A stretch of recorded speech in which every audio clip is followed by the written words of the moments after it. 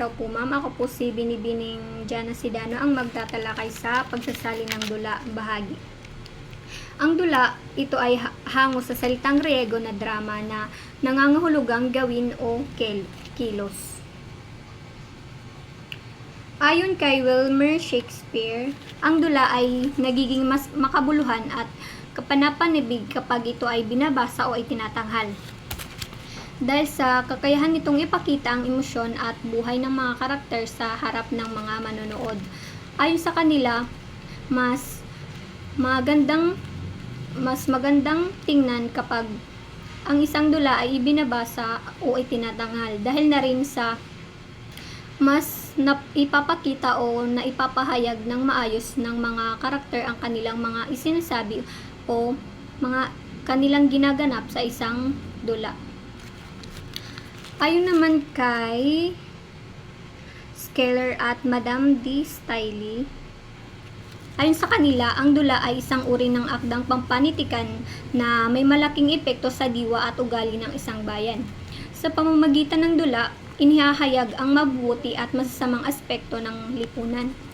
Ang mabuting halimbawa ay nagsisilbing inspirasyon upang tularan, samantalang ang masama ay tinatampok upang maging babala at upang maiwasan at hindi gayahin.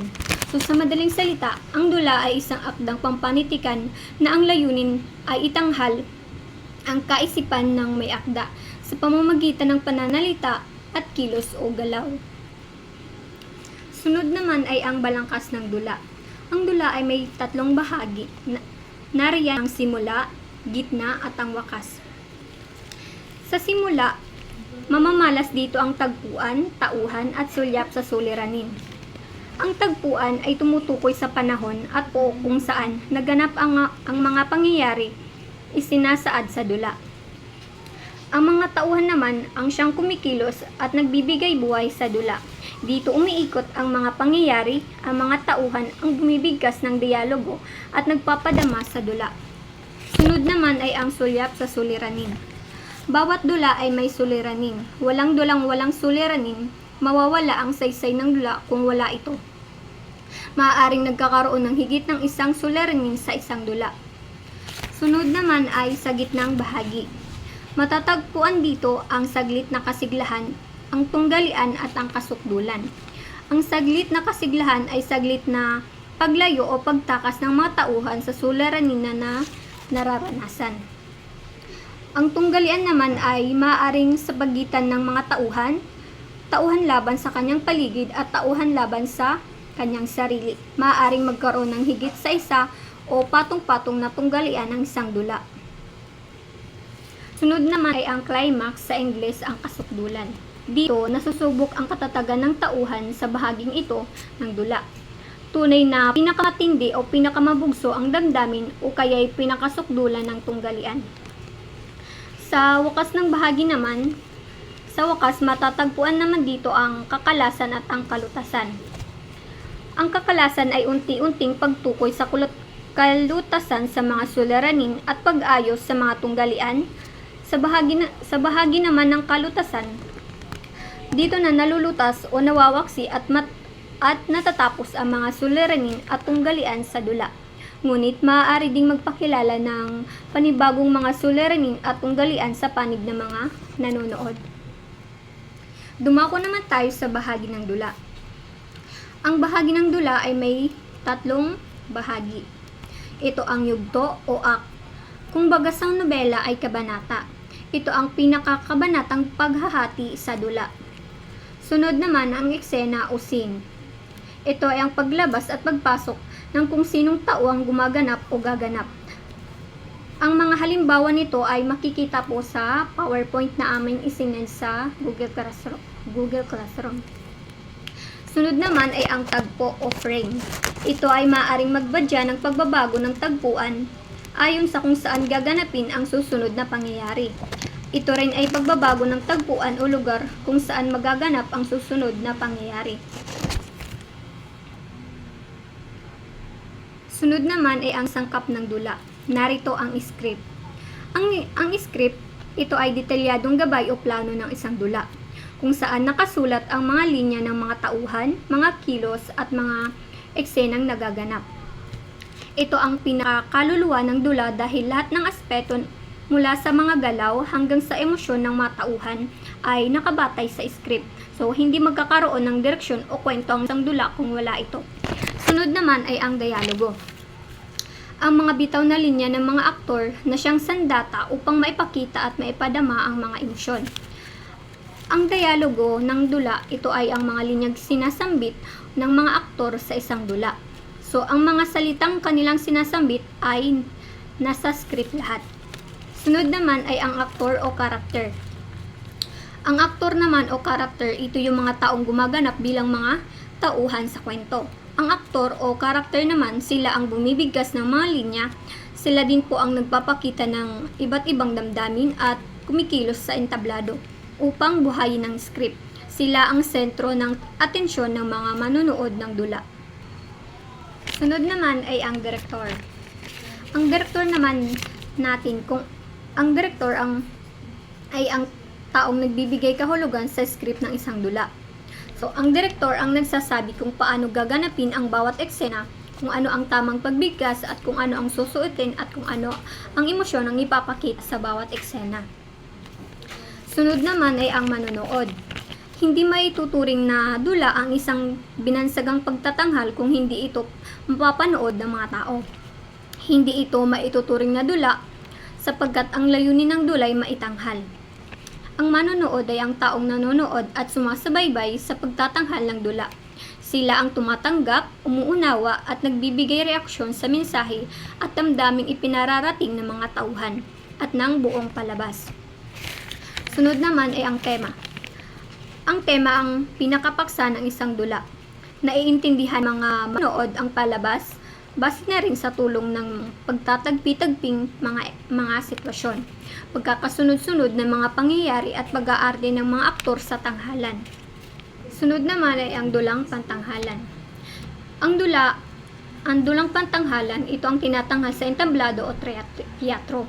May aktwal na audience na nanonood ng live. Kadalasan, ito ay may kasamang mga props, ilaw at musika upang mas magbigay buhay sa istorya. Sa dulang panradyo naman, dito inilikha upang ilabas sa radyo. Sa halip na visual, ito ay gumagamit ng tunog, musika at pasalaysay upang maiparating ang istorya sa mga tagapakinig.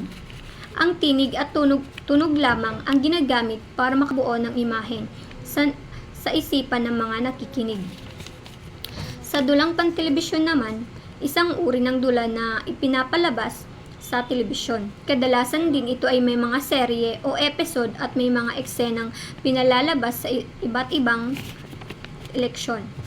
Sunod naman ay ang dulang pampelikula.